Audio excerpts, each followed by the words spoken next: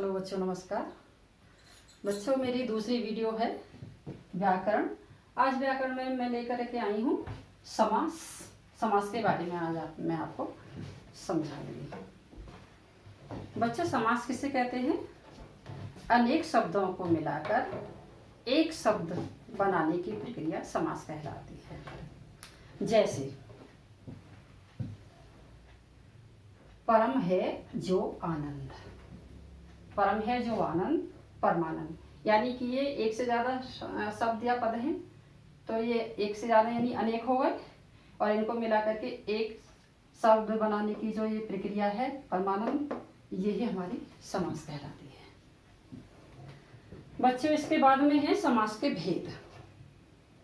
समास के भेद मुख्य रूप से समास 6 प्रकार के होते हैं।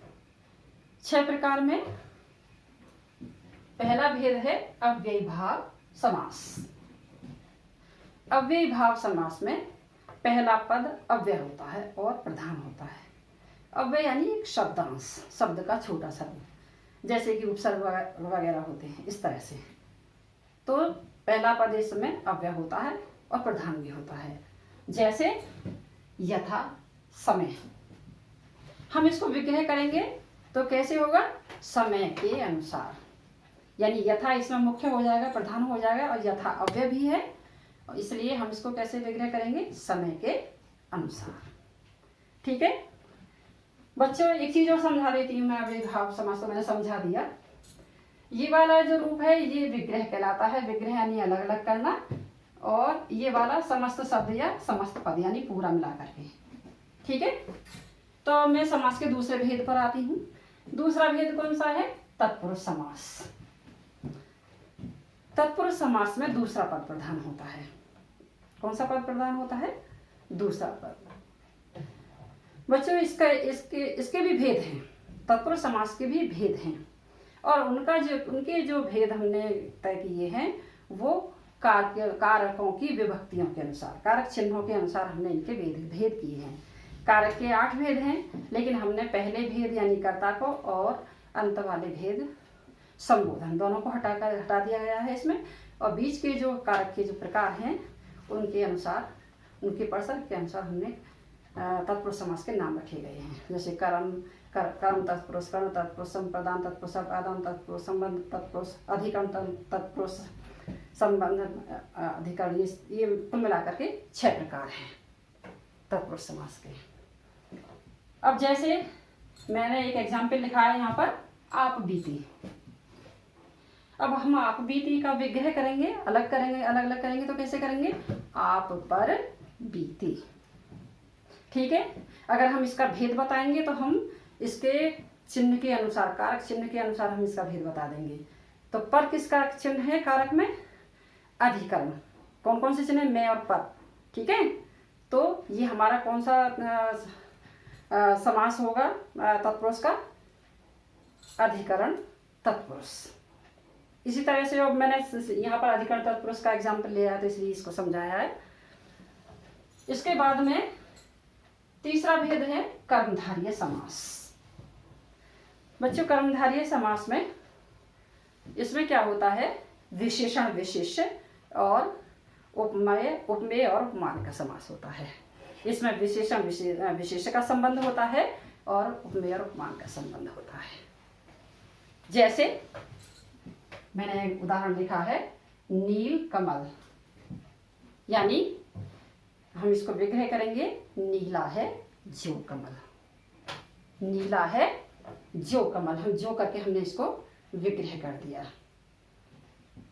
इसके बाद में है बच्चों, नंबर 4 पर है द्विगु समास। द्विगु समास में पहला पद संख्यावाचक होता है। संख्या तो जानते होंगे, नंबर को कहते हैं, तो संख्या को बताता है पहला पद इसका। और पहला पद जो इस संख्या को कैसे बताता है? जैसे चौराहा, यानी चौ और राहा 2 पद हो गए यहाँ पर, ये सभी में 2 पद हैं, तो चौ मतलब 4, यानी ये संख्या को बता रहा है, नंबर को बता रहा है। और पूरा जो है ये हमारा एक समूह या समाहार को प्रकट करता है। कैसे? चौराहा। हम इस विग्रह करेंगे तो कैसे करेंगे? चार राहों का समाहार।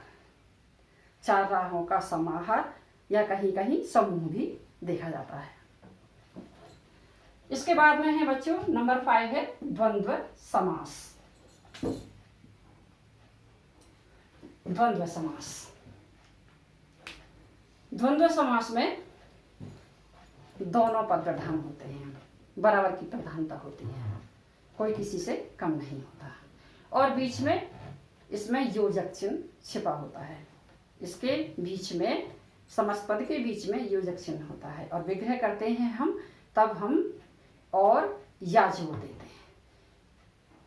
योजक चिन्ह की जगह और लिख देते हैं या फिर या, जैसे भाई बहन, ये योजक चिन्ह है, दोनों को मिलाया है। योजक मतलब जोड़ने वाला, इसने जोड़ के रखा हुआ है दोनों को। और जब हम इसका विग्रह करेंगे तो हम इसकी जगह पर हम विग्रह करते समय लिखेंगे भाई और बहन, भाई और बहन। तो दोनों की बराबर की वैल्यू है, दोनों की बराबर की कीमत है, दोनों ही प्रधान है। बच्चों नंबर 6 पर है बहुव्रीहि समास। बहुव्रीहि समास, इसमें कोई भी पद प्रधान नहीं होता, अपने लिए कोई भी पद प्रधान नहीं है दोनों में से। इसमें क्या होता है, किसी तीसरे की ही प्रधानता होती है।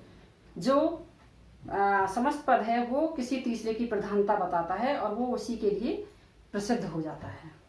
जैसे यहाँ पर हमने लिखा है लंबोदर, यानी लंब प्लस उदर। ठीक है, दो पद हो गए लंब प्लस उदर, तो लंब मतलब लंबा, उदर यानी पेट। अब हम इसको विग्रह कैसे करेंगे, लंबा है पेट जिसका। विग्रह किस तरह से करेंगे, लंबा है पेट जिसका। या तो हम अर्थात लिख करके गणेश जी लिख देंगे, अर्थात लिख करके गणेश जी लिख देंगे, या फिर हम ब्रैकेट में गणेश जी लिख देंगे। तो ये है बहुव्रीहि समास। ठीक है बच्चों, मुझे उम्मीद है कि इस वीडियो को देखने के बाद में तुम्हें समास अच्छी तरह समझ में आ जाएंगे। धन्यवाद।